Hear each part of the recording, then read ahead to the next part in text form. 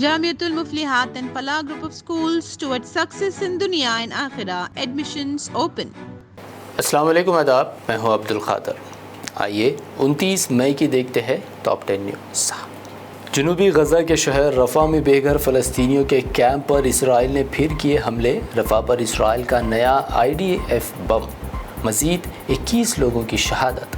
Rafah میں اسرائیلی حملے میں تباہی کا ویڈیو آیا سامنے، زندہ جل کر مر گئے درجنوں لوگ۔ حماس نے رفح حملے کو قرار دیا فلسطینیوں کا قتل عام۔ رفح خیموں پر حملوں کے دوران زندہ جل گئے درجنوں شہری۔ بہت سے اسرائیلیوں نے جلائے ہوئے فلسطینیوں کا اڑایا مذاق اور اسے نسل کشی کو حقیقی روشنی کا دیا نام۔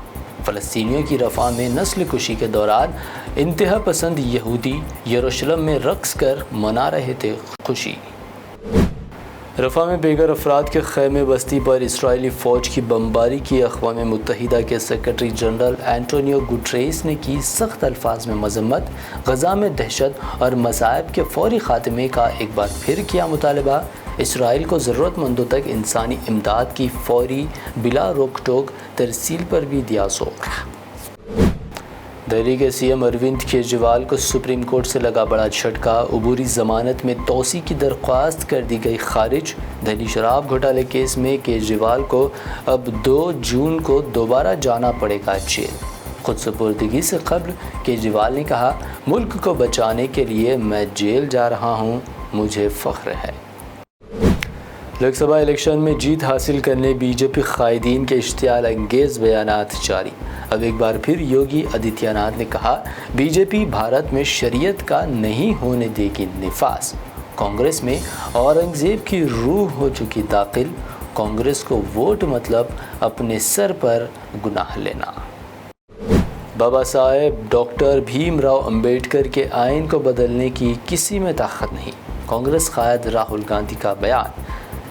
اشاروں ہوئی اشاروں میں BJP پر کیا طنز، آئین کی کاپی ہاتھ میں لیے کہا، انڈیا اتحاد آئین کی حفاظت کے لیے جان کی بازی لگا دے گا، اسے کبھی نہیں ہونے دے گا ختم۔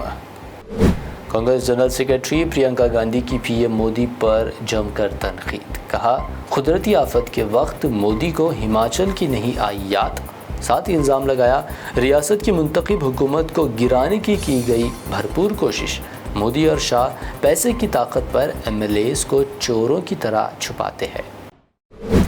امام سپریمو اسد الدین اویسی نے PM مودی کے مجرا والے بیان کو بنایا تنقید کا نشانہ۔